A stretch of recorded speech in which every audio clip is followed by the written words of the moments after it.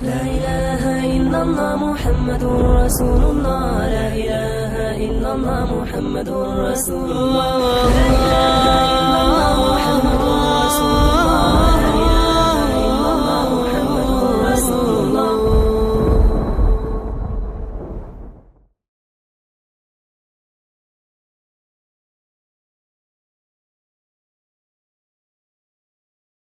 بسم الله الرحمن الرحیم نحمده ونصلی ونسلم علی رسوله الکریم اما بعد. ہمارے حضرت دامت برکاتہم کا ایک وعظ بد نظری کے مہلک اثرات اس میں سے پڑھ کر سنایا جا رہا ہے. اللہ تعالی شانہ کی طرف سے ہمیں بے شمار نعمتیں ملی ہیں. ان نعمتوں میں سے یہ جسم بھی اللہ تعالی کی ایک بہت بڑی نعمت ہے. اسی طرح اس جسم کے مختلف اعضاء آنکھ، کان، ہاتھ، پاؤں وغیرہ بھی اللہ تعالیٰ کی انمول نعمتیں ہیں. پھر جسم اور اس کے اعضاء کی الگ الگ غذا بھی نعمت ہے. جسم کی غذا کھانے پینے کی چیزیں ہیں، کانوں کی غذا سننے کی چیزیں ہیں اور آنکھوں کی غذا دیکھنے کی چیزیں ہیں. جسم کو اگر کھانا پینا ملتا رہے تو ٹھیک رہے گا، ورنہ وہ متاثر ہوگا اور کمزور ہو جائے گا. اسی طرح کان، آنکھ وغیرہ کو بھی اگر ان کی غذا نہ ملے تو متاثر ہوں گے. مثال کے طور پر اگر کسی کی آنکھوں پر ایک مدت تک پٹی باندھ دی جائے اور دیکھنے کی غذا سے انہیں محروم رکھا جائے تو وہ متاثر ہوں گی. جب پٹی کھولی جائے گی تو وہ دیکھنے کا کام نہیں کر سکیں گی، ان کو علاج کی ضرورت ہوگی. اسی طرح اگر ہاتھوں کو کسی چیز سے باندھ کر ایک مدت تک پکڑنے کے کام سے روک دیا جائے تو متاثر ہوں گے، اس لیے کہ انہیں ان کی غذا نہیں مل رہی ہے. اللہ تعالیٰ کی انمول نعمتیں.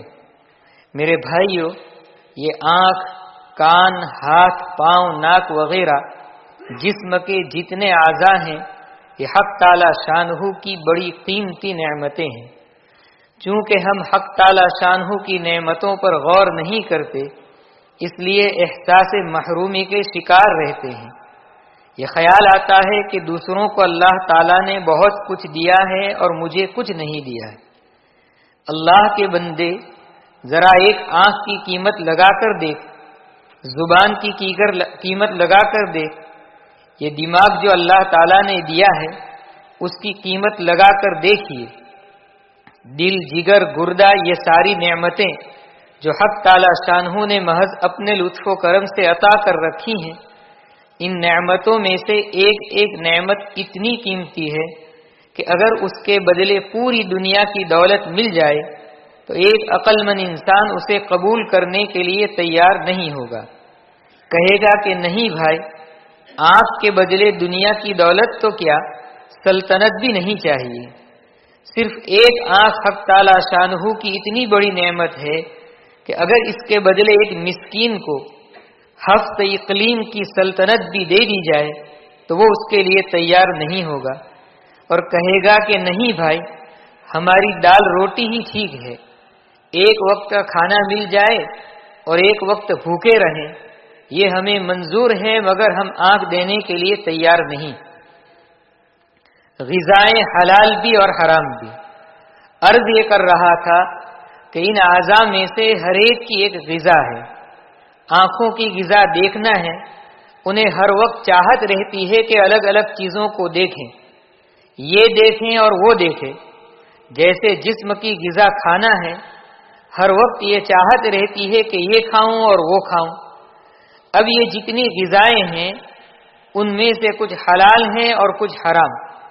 جسم کی غذا کھانا پینا ہے، کھانے پینے کی چیزیں حلال بھی ہیں اور حرام بھی.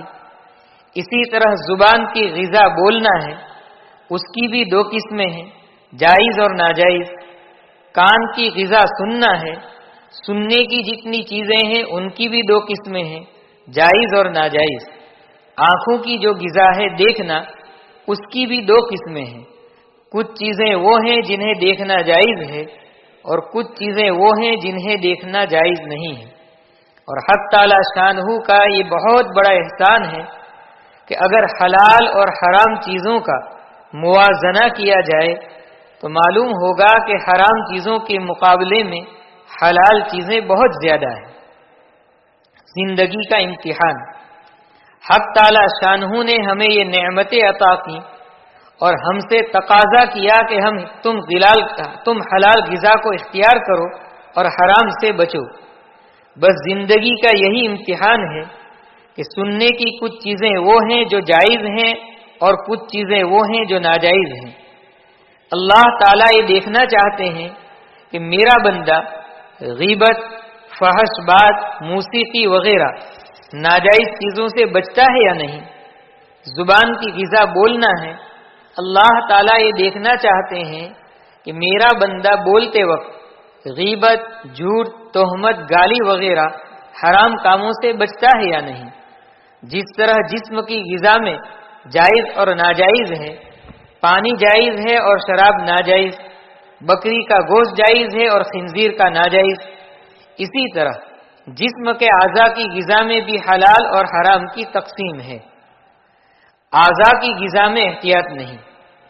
ہم میں سے وہ لوگ جو دیندار سمجھے جاتے ہیں وہ جسم کی غذا کے سلسلے میں تو بہت محتاط ہوتے ہیں، وہ ناجائز چیزوں سے تو بچتے ہی ہیں لیکن مشتبہ چیزوں سے بھی بچنے کا اہتمام کرتے ہیں۔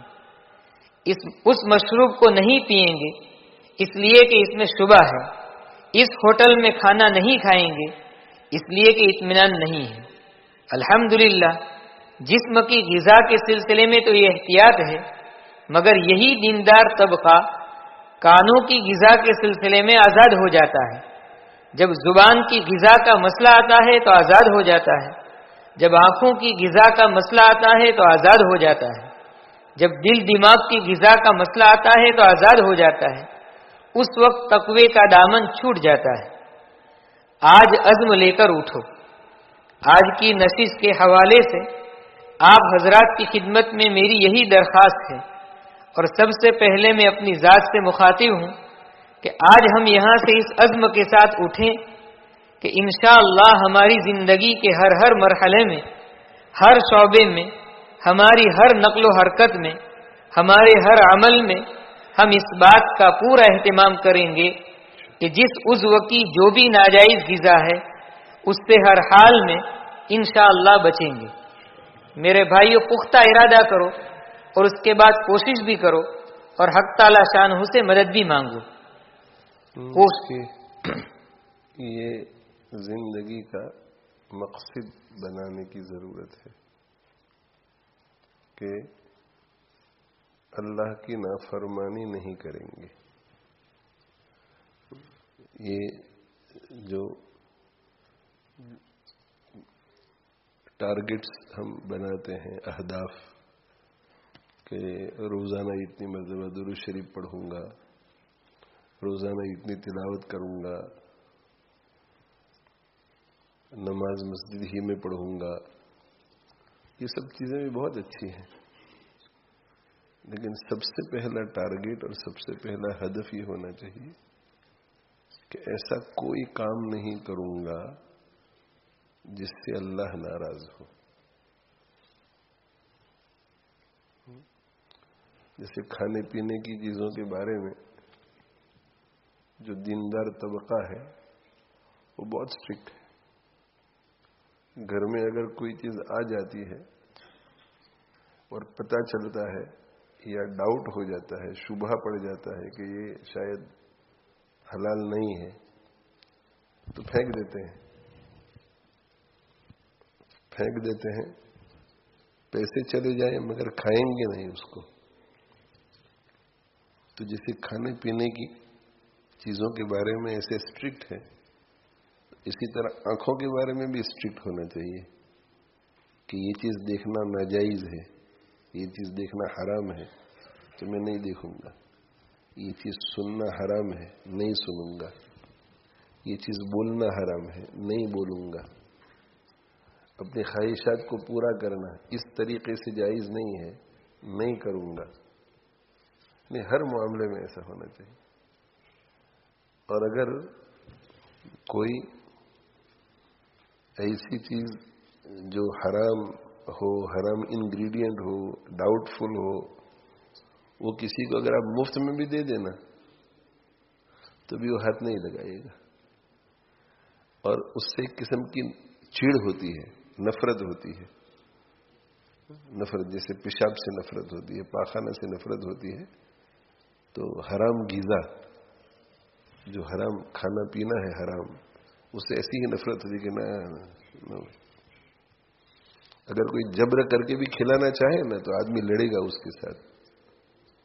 5-7 آدمی پکڑ کے بھی اگر اس کو کھلائیں گے تو اس وقت بھی وہ پوری کوشش کرے گا کہ وہ منہ میں نہ جائے. تو دیکھو جیسے یہ حرام غذا جو منہ میں جاتی ہے اس سے جتنی نفرت ہے، تمام حرام کاموں سے ویسی ہی نفرت ہونی چاہیے. لیکن دوسرے حرام کاموں سے ہمیں ایسی نفرت نہیں ہے. لوگ ناجائز طریقے سے اپنی خواہشات پوری کرتے ہیں، جنسی خواہشات، تو لطف اندوز ہوتے ہیں، نفرت نہیں ہوتی اس سے. اپنی آنکھوں سے لطف اندوز ہوتے ہیں، اس سے نفرت نہیں ہوتی. غیبت کرتے ہیں، بہتان باندھتے ہیں، اس سے نفرت نہیں ہوتی. تو معاصی جو ہے، معاصی گناہوں کے کام، ان سے نفرت پیدا ہونی چاہیے. اور معاصی کے کام، اللہ کی نافرمانی کے کام، ان سے بچنے کے ساتھ ساتھ پھر اور جتنے بھی اچھے کام ہو سکے وہ بھی کرنے چاہیے. فرض کو چھوڑنا یہ گناہ ہے، واجب کو چھوڑنا گناہ ہے، حرام کو کرنا گناہ ہے، مکروہ تحریمی کو کرنا گناہ ہے. یہ 4 چیزیں گناہ کے کام ہیں.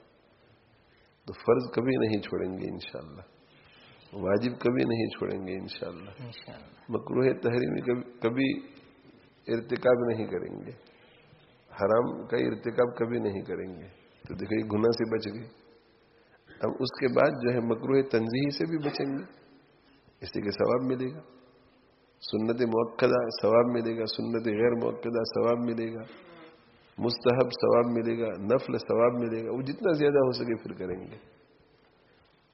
لیکن اصل چیز جو ہے وہ حرام سے بچنا، ناجائز سے بچنا، معصیت سے بچنا، گناہ سے بچنا، چاہے گناہ کبیرہ ہو چاہے گناہ صغیرہ ہو. اس کو اگر ہم ہدف بنائیں گے، ٹارگٹ بنائیں گے، مقصد بنائیں گے، آبجیکٹو بنائیں گے، تو انشاءاللہ آپ دیکھیں گے کہ 6 مہینے کے بعد، 12 مہینوں کے بعد بہت فرق نظر آئے گا زندگی میں. اللہ تعالی شانہ ہمیں توفیق عطا فرمائے. تو اس وقت جو ہے یہ اجمالی بات شروع میں ہو گئی. اب آگے جو ہے بطور خاص آنکھ کے بارے میں بات ہو رہی ہے. چونکہ جس ماحول میں ہم رہتے ہیں، جس معاشرے میں ہم رہتے ہیں، اس ماحول اور اس معاشرے میں آنکھوں کی حفاظت بہت مشکل ہے. اور یہ موسم جب اچھا ہوتا ہے تو اس وقت اور زیادہ مشکل ہو جاتا ہے آنکھوں کی حفاظت. اس لیے کہ اچھے موسم میں لوگوں کو باہر جانے کا شوق ہوتا ہے، یعنی مردوں کو باہر جانے کا شوق ہوتا ہے، عورتوں کو، دیندار عورتوں کو بھی نقاب میں بھی باہر جانے کا شوق ہوتا ہے کہ گھومیں پھریں. اب یہ بھی سب معلوم کرنا چاہیے عورتوں کو کہ حجاب اور نقاب میں آ جانے کے بعد گھر سے کب نکل سکتی ہیں اور کب نہیں نکل سکتی. یہ جو ایک نوشن ہے اور یہ جو ذہن میں عورتوں کے ہوتا ہے کہ نقاب میں آ جانے کے بعد، حجاب میں آ جانے کے بعد جب جی چاہے جہاں جی چاہے جا سکتی ہیں، ایسا نہیں ہے. یہ الگ موضوع ہے، ایسا نہیں ہے. معلوم کیجئے جو آپائیں ہیں انہیں چاہیے کہ معرف القرآن کو اچھی طرح سے پڑھیں، معرف القرآن کو. اور مفتی شفیع صاحب رحمۃ اللہ علیہ نے مستقل اس پر ایک مضمون لکھا ہے، اس کو بھی دیکھیں، معرف القرآن میں بھی ہے. تو عورتوں کو معلوم کرنا چاہیے کہ نقاب اور حجاب میں آ جانے کے بعد یہ بھی ایک ایسی اللہ کی نافرمانی ہے جس میں تقریباً تمام نقاب اور حجاب والی عورتیں مبتلا ہیں.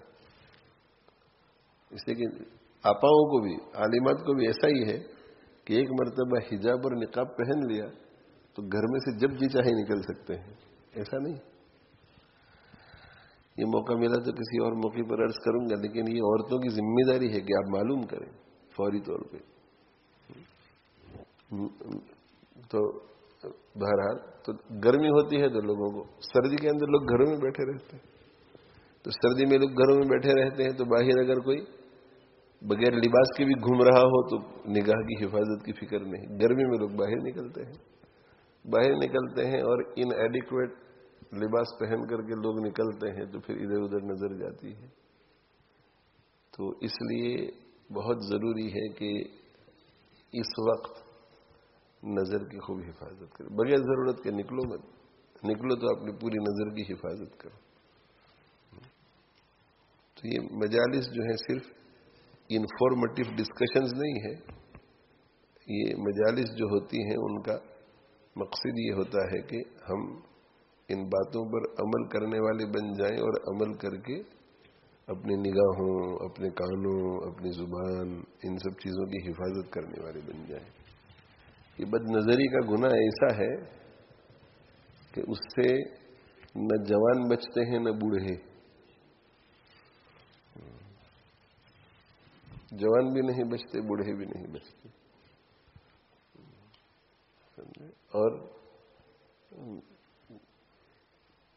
یہ جو خیال لوگوں کا ہوتا ہے کہ اب یہ بوڑھے ہو گئے ہیں، اور ایسا نہیں ہے. وہ بڑھاپے میں بھی وہ بد نظری کر کے لذت لیتے ہیں. اس لیے ہمارے یہاں جو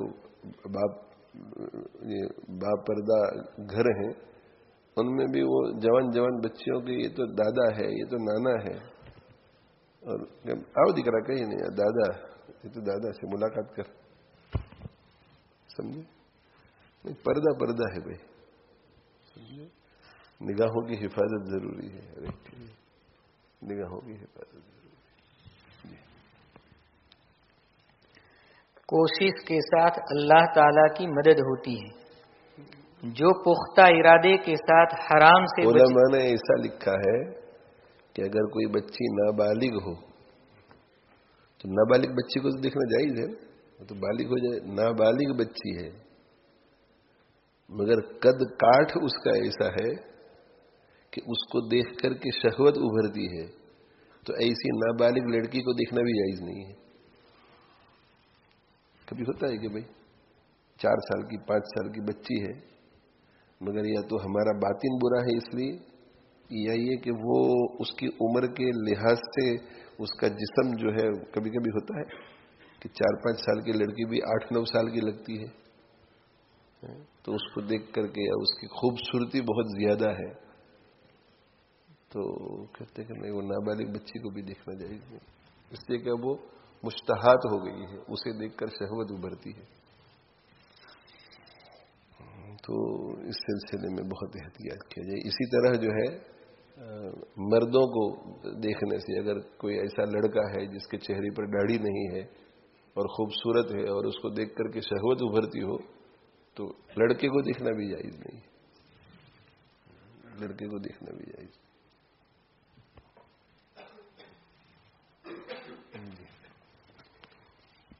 جو پختہ ارادے کے ساتھ حرام سے بچنے کی کوشش کرتا ہے اللہ تعالیٰ اس کی مدد ضرور کرتے ہیں. جو یہ سوچتا ہے کہ یہ چیز حرام ہے، یہ چیز ناجائز ہے، اس کے استعمال سے میرا اللہ ناراض ہوتا ہے، مجھے ہر حال میں اس سے بچنا ہے، تو اللہ تعالیٰ شانہ کی مدد ضرور آتی ہے. من طلب شیئا وجد وجد، جو شخص کسی چیز کی طلب میں کوشش کرتا ہے وہ حاصل کر کے رہتا ہے. اللہ تعالیٰ کی دی ہوئی نعمتوں سے اسی کی نافرمانی. سوچو میرے بھائیو، ہمیں اگر حق تعالیٰ شانہ یہ آنکھیں عطا نہ کرتے تو دنیا کی ایسی کون سی طاقت ہے جو دلاتی؟ یہ کان ایسی نعمت ہے کہ دنیا کے بڑے بڑے سائنسداں اور بڑے بڑے ڈاکٹر حضرات مل کر کوشش کرتے تب بھی یہ نہ دے سکتے. یہ زبان ایسی دولت ہے کہ حق تعالی شانہ کے علاوہ کوئی نہیں دے سکتا. حق تعالی شانہ نے محض اپنے فضل سے ہمیں یہ انمول نعمتیں عطا فرمائی ہیں. پھر ہم اللہ تعالی شانہ کی دی ہوئی ان نعمتوں کو انہی کی نافرمانی میں کیسے استعمال کر سکتے ہیں؟ کان، زبان، آنکھ، دل، دماغ وغیرہ وہ چیزیں ہیں جو حق تعالی شانہ کے علاوہ ہمیں کوئی نہیں دے سکتا۔ اس کریم آقا نے ہمیں یہ ساری نعمتیں محض اپنے فضل و کرم سے بغیر استحقاق کے عطا کی، اور ہم اتنے ناشکرے ہو جائیں کہ انہی کی دی ہوئی نعمتوں کو انہی کی نافرمانی میں استعمال کریں۔ توبہ توبہ، یہ کتنی بڑی احسان فراموشی ہے۔ ہم میں سے ہر شخص کو تنہائی میں بیٹھ کر اپنا جائزہ لینا چاہیے، اور اس سلسلے میں کوتاہی نظر آئے تو اپنے آپ کو ملامت کرنا چاہیے کہ تو کتنا نالائق ہے، کتنا احسان فراموش ہے کہ اپنے سب سے بڑے محسن کے ساتھ بے وفائی کرتا ہے۔ خالق اور مالک کے ساتھ احسان فراموشی۔ اس دنیا کا کوئی ادنا محسن جس نے صرف ایک وقت کا کھانا کھلایا ہو، یا کبھی کچھ پیسے بطور قرض دیے ہوں، یا کوئی اور چھوٹا بڑا احسان کیا ہو، اس کی طرف سے اگر کسی مشکل کام کا بھی مطالبہ آ جائے تو ہم پورا کرنے کے لیے تیار ہو جاتے ہیں، اور خود کو سمجھاتے ہیں کہ یہ کام کرنا ہی پڑے گا، اس لیے کہ ان کا میرے اوپر احسان ہے۔ اگر وہ ہمیں کسی کے سامنے کوئی نامناسب بات کہہ دے تو ہم برداشت کر لیتے ہیں اور کہتے ہیں کہ اس کا میرے اوپر احسان ہے۔ میرے بھائی، ہم دوسروں کے ساتھ احسان فراموشی کو گوارا نہیں کرتے، لیکن جس خالق اور مالک نے ہمیں ہزاروں انمول نعمتیں عطا فرمائی ہیں، جس نے ہمیں ایمان جیسی دولت عطا فرمائی ہے، ہم رات دن اس کی احسان فراموشی میں مشغول رہتے ہیں۔ کیا وہ ہمارا آقا اور مولا نہیں ہے؟ ہمارا منعم حقیقی نہیں ہے؟ محسن اعظم نہیں ہے؟ ہمارا خالق و مالک نہیں ہے؟ میرے بھائیو، اسی وقت عزم کرو کہ آئندہ کبھی بھی اللہ تعالی کی کسی بھی نعمت کو اس کی مرضی کے خلاف استعمال نہیں کریں گے۔ آنکھوں کی خیانت کسی کو نظر نہیں آتی۔ میرے عزیزو، یہ آنکھیں بھی اللہ تعالیٰ کی دی ہوئی قیمتی نعمت ہے، ان کی بھی حفاظت ضروری ہے۔ انہیں ہر حال میں حرام غذا سے بچانا چاہیے۔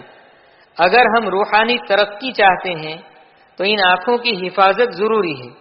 میرے بھائیو، آنکھوں کے گناہوں سے بچنے کے لیے بڑی ہمت چاہیے۔ زبان، کان وغیرہ اعضاء کے گناہ دوسروں کے سامنے ظاہر ہو جاتے ہیں، اس لیے شرم رکاوٹ بنتی ہے۔ خیال آئے گا کہ اگر موسیقی سنوں گا تو میرے پڑوسی کو معلوم ہو جائے گا، اگر غیبت کروں گا تو لوگوں کو پتہ چل جائے گا، مگر آنکھوں کا عمل کسی کو نظر نہیں آتا۔ جب یہ خیانت کرتی ہیں تو کسی کو پتہ نہیں چلتا۔ اسی لیے آنکھوں کو اللہ تعالیٰ کی نافرمانی سے بچانے کے لیے تقویٰ، حیا اور اللہ تعالیٰ کے خوف کے علاوہ دوسری کوئی دیوار نہیں ہے۔ شیطان اور نفس انسان کی اس کمزوری سے خوب فائدہ اٹھاتے ہیں۔ ایک ایسا شخص جو بظاہر دیندار ہے، اس نے حج اور عمرہ بھی کر لیا ہے، چہرے پر داڑھی بھی ہے، بوڑھا بھی ہو گیا ہے، بالوں میں سفیدی بھی آ گئی ہے، لوگ اسے نیک سمجھ کر اس سے دعا بھی کراتے ہیں۔ ایسے شخص کو زبان اور کانوں کے گناہوں میں مبتلا کرنا بہت مشکل ہوگا، اس لیے کہ اسے لوگوں سے شرم آئے گی، لیکن چونکہ آنکھوں کا گناہ کسی کو نظر نہیں آتا، اس لیے اس کا نفس اسے اس میں مبتلا کر دے گا۔ شیطان کا زہریلا تیر۔ شیطان بھی آنکھ کے گناہوں کو اپنا ہتھیار بناتا ہے۔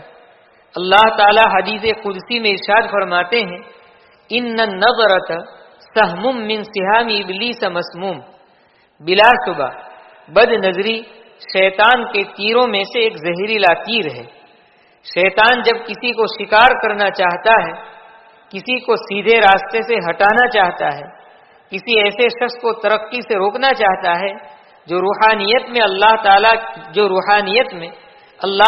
کی معرفت میں، اللہ تعالیٰ کی محبت میں آگے بڑھ رہا ہے، آخرت کی طرف راغب ہو رہا ہے، جسے مسجد میں، قرآن کی تلاوت میں، تسبیح میں، نیک لوگوں کی صحبت میں سکون ملنے لگا ہے، جس کو دنیا کی زیب و زینت، سیر و تفریح اور فیکٹری دکان میں دلچسپی نہیں رہی ہے، تو اسے وہ بد نظری میں مبتلا کر دیتا ہے۔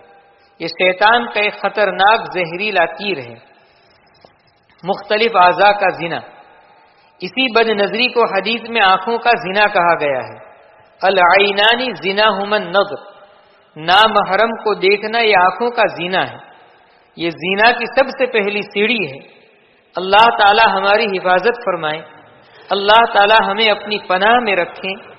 زنا میں مبتلا ہونے کی سب سے پہلی سیڑھی بد نظری ہے۔ عورت پہلے نظر کو بھاتی ہے، نظر کو اچھی لگتی ہے، پھر ملاقات کا شوق پیدا ہوتا ہے اور اس کا پروگرام بنتا ہے، یہ قدم کا زنا ہے۔ پھر اس سے بات چیت ہوتی ہے، یہ کان اور زبان کا زنا ہے۔ پھر اسے ہاتھ لگایا جاتا ہے، یہ ہاتھ کا زنا ہے۔ یہ سارے کام زنا کے مقدمات ہیں۔ ان کو کرتے ہوئے القلب یہوی و یتمنا، دل زنا کی خواہش اور آرزو کرتا رہتا ہے۔ دل اندر ہی اندر حقیقی زنا کی لذت کے لیے مچلتا رہتا ہے کہ کب موقع ملے کہ میں اپنا ارمان پورا کروں۔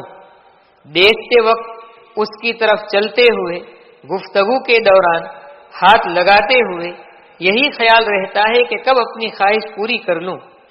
عورت بیچاری سادگی سے یہ سمجھ رہی ہے کہ یہ تو ایسے ہی مجھ سے بات کر رہا ہے، مگر مرد کے دل میں کچھ اور ہی ہوتا ہے۔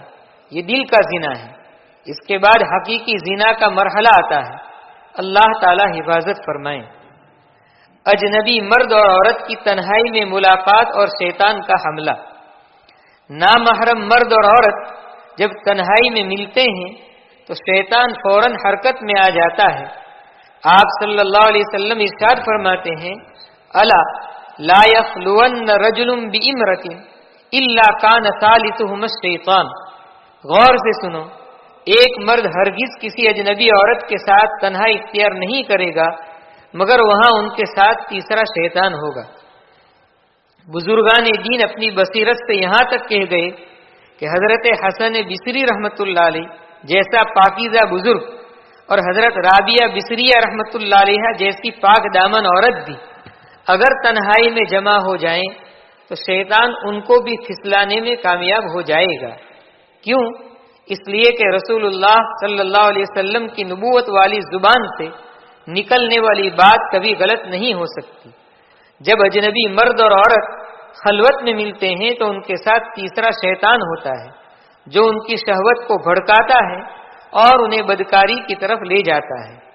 ہمارے جھوٹے دعوے، میرے بھائیوں، یہ ہمارے خواہ مخواہ کے دعوے ہیں کہ جب ہم اجنبی عورتوں کے ساتھ بات چیت کرتے ہیں تو ہمارے دلوں میں کوئی فیلنگ نہیں ہوتی، کوئی غلط جذبہ نہیں اٹھتا، ان کی طرف کوئی میلان نہیں ہوتا۔ میرے عزیزو، ہم اپنے دوستوں کو بلکہ پوری دنیا کو دھوکہ دے سکتے ہیں مگر اللہ تعالیٰ کو نہیں۔ اگر عورتوں کو دیکھنے سے کوئی لذت محسوس نہیں ہوتی تو عورتوں پر نظر کیوں جمتی ہے؟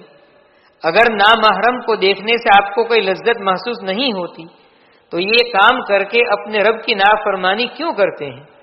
اتنا بڑا نقصان کیوں اٹھاتے ہو کہ لذت بھی نہ ملے اور حق تعالی شانہ کی رضامندی سے محروم بھی ہونا پڑے؟ کیا کوئی عقل مند ایسا کر سکتا ہے، ایسا کام کر سکتا ہے جس میں لینے کے بجائے دینے پڑ جائے؟ ہرگز نہیں۔ ایسا کام وہی کرے گا جسے لذت مل رہی ہو۔ بد نظری کی مختلف شکلیں۔ یہ بھی یاد رہے کہ بد نظری میں سب کچھ آ گیا۔ سڑکوں پر چلتے چلتے عورتوں کو جھانکنا یہ بھی بد نظری ہے۔ اخبار میں غلط تصویریں دیکھنا یہ بھی بد نظری ہے۔ ٹیلی ویژن کے پروگراموں میں عورتوں کو دیکھنا یہ بھی بد نظری ہے۔ فلم دیکھنے والا تو بیچارہ کئی گھنٹے بد نظری میں مبتلا رہتا ہی ہے، لیکن جو لوگ فلم نہیں دیکھتے اور ایسی ڈاکیومنٹری دیکھتے ہیں جس میں پروگرام پیش کرنے والی عورت ہوتی ہے وہ بھی بد نظری میں مبتلا ہو جاتے ہیں۔ اسی طرح انٹرنیٹ اور سوشل میڈیا پر غلط چیزوں کو دیکھنا بھی بد نظری ہے۔ انٹرنیٹ اور سوشل میڈیا کے نقصانات۔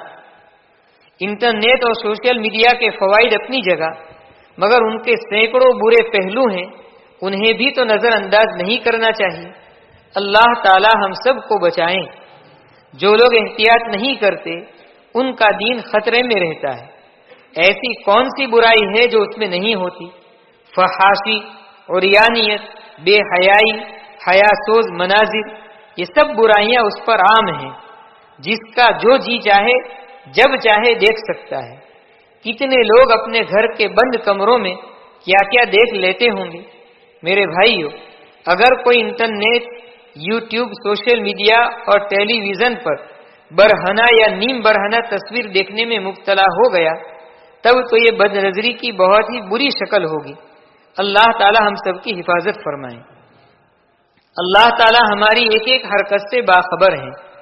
میرے بھائیو، میرے بھائی، تو چھپ چھپ کر نہ دیکھنے کی چیزیں دیکھ رہا ہے۔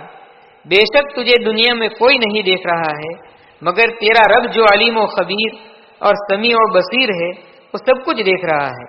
وہ تیری ایک ایک حرکت سے باخبر ہے اور اس کا تجھ سے قیامت کے دن سوال ہوگا۔ یوم تبلی السرائر فما له من قوت ولا ناصر، جس دن بھید جانچے جائیں گے تو انسان کے پاس نہ کوئی قوت ہوگی نہ کوئی اس کی مدد کرنے والا ہوگا۔ ينبأ الانسان يومئذ بما قدم واخر، اس دن ہر انسان کو خبر دی جائے گی ان اعمال کی جو اس نے آگے بھیجے اور پیچھے چھوڑے۔ کہیں ایسا نہ ہو کہ قیامت کے دن جب نامے اعمال کھولے جائیں، اس وقت تقدس اور تقوی، شرافت اور دینداری کی ہماری یہ چادر تار تار ہو کر رہ جائے۔ الامان الحفیظ۔ بد نظری کا مرض جب ترقی کرتا ہے، میرے بھائیو، یہ بد نظری کا مرض جب پھر ترقی کرتا ہے اور ایسے شخص کی ایک کیفیت ہو جاتی ہے کہ دل میں عورتوں کی خیالی تصویریں بنا کر ہر وقت بد نظری میں مبتلا رہتا ہے۔ وہ مسجد میں صف اول میں گردن جھکا کر بیٹھا ہے، اس کے باوجود وہ اپنی ایک الگ دنیا میں بد نظری میں مشغول رہتا ہے۔ یہ مرض اتنا برا ہے کہ یہ موت کے وقت بھی پریشان کرتا ہے۔ یہ آنکھیں بد نظری کرتی ہیں تو فوٹو کھینچتی رہتی ہے۔ اس کو دیکھا تو فوٹو کھینچ لیا، اس کو دیکھا تو فوٹو کھینچ لیا۔ اس طرح دل میں تصویریں جمع ہوتی رہتی ہیں۔ اب اگر اس بد نظری کی بیماری سے سچی توبہ نہیں کرتا تو عین موت کے وقت جب ملک الموت روح نکال رہا ہوگا، اس وقت یہ ساری تصویریں آنکھوں کے سامنے آئیں گی اور اپنی طرف لبھا کر اللہ تعالیٰ سے غافل کریں گی۔ اللہ تعالیٰ شانہ ہماری حفاظت فرمائے۔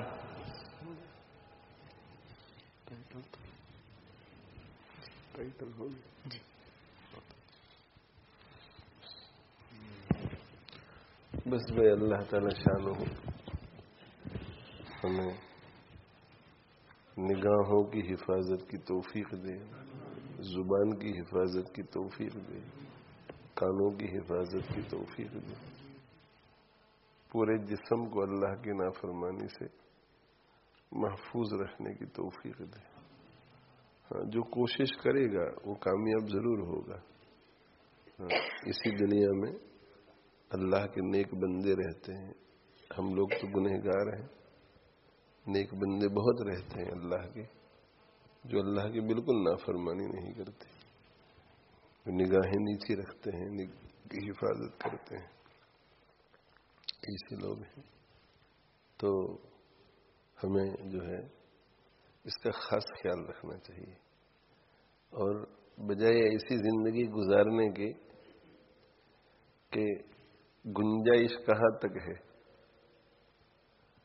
گنجائش کہاں تک ہے، ناجائز تو نہیں ہے نا، پکڑ تو نہیں ہے نا اس پر، یہ نہیں دیکھنے کا۔ یہ دیکھو کہ میرے کس عمل سے میرا اللہ زیادہ راضی ہوگا، میرے کس عمل سے میرا اللہ زیادہ راضی ہوگا۔ سنت غیر مؤکدہ ضروری تو نہیں ہے، لیکن میں پڑھوں گا تو اللہ بہت راضی ہوگا۔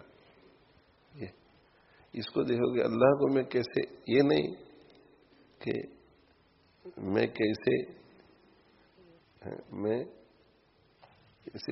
پکڑ سے کیسے بچ سکتا ہوں، صرف یہ نہیں، پکڑ سے کیسے بچ سکتا ہوں اور اللہ کو زیادہ سے زیادہ راضی کیسے کر سکتا ہوں۔ تو اللہ کو راضی کرنے کی ہمیں کوشش کرنی چاہیے، اسی میں ہماری زندگی گزرنی چاہیے۔ انشاءاللہ زندگی اگر اس میں گزرے گی تو موت بھی اللہ کو راضی کرنے میں ہی آئے گی۔ اللہ تعالیٰ شانہ مجھے آپ کو عمل کی توفیق دے، اور اس کے لیے جو ہے دل کا صاف ستھرا ہونا بہت ضروری ہے۔ دل پاکیزہ ہو، دل صاف ستھرا ہو، دل کی اصلاح ہو، دل کا تزکیہ ہو، تو دل اگر پاکیزہ ہوگا، دل صاف ستھرا ہوگا، تو انشاءاللہ بہت آسانی سے پورے جسم سے صادر ہونے والے اعمال بھی اچھے ہی ہوں گے۔ تو اللہ تعالیٰ شانہ ہمیں اس کی توفیق عطا فرمائے۔ بس آج یہیں تک کافی ہے، میری بھی صحت اچھی نہیں ہے، تو دعا کیجیے کہ اللہ تعالیٰ فضل فرمائے۔ سر بہت بھاری ہے، اور ہمارے مولانا یاسین صاحب کا بھی ایک چھوٹا سا آپریشن آج ہوا ہے، ان کے لیے بھی دعا فرمائے کہ اللہ ان کو صحت کاملہ عطا فرمائے۔ اور ہماری والدہ کی پھوپھیزاد بھائی کی بیوی جو ہے اہلیہ، وہ تقریباً یوں سمجھو کہ آخری حالت میں ہے، تو وہ ہماری ممانی ہوتی ہے، تو ماموں کی اہلیہ، ان کے لیے بھی دعا فرمائے کہ اللہ تعالیٰ اگر زندگی مقدر میں ہے، زندگی مقدر ہے تو اللہ تعالیٰ انہیں بہت اچھی صحت دے، اور زندگی مقدر نہیں ہے تو انہیں اور ان جیسے جتنے لوگ موت کی دہلیز پر ہیں، اللہ سب کو اچھا حسن خاتمہ نصیب فرمائے۔ اللہ تعالیٰ مسلمان فلسطین میں بڑے پریشان حال ہیں، اللہ ان پر بھی رحم فرمائے، اور پوری دنیا میں جہاں جہاں لوگ مظلوم ہیں، مظلوم اللہ مظلوموں کی مدد فرمائے، اور ظالموں کو اللہ کمزور کرے، ظالموں کی پکڑ کرے، ظالموں کو روکے، اور اللہ تعالیٰ مظلوموں کی دستگیری فرمائے، اور ان کو خوب صبر دے، خوب ہمت دے، اللہ ان کی شہادتوں کو قبول فرمائے، اور اللہ تعالیٰ شانہ ہمیں بھی فتن سے، آزمائشوں سے محفوظ رکھے۔ اللہ تعالیٰ ہمیں صحیح کام کرنے کی توفیق دے، اور صحیح نیت سے کام کرنے کی توفیق دے۔ وآخر دعوانا الحمدللہ رب العالمین، صلی اللہ علی نبینا محمد وعلی آلہ وأصحابہ۔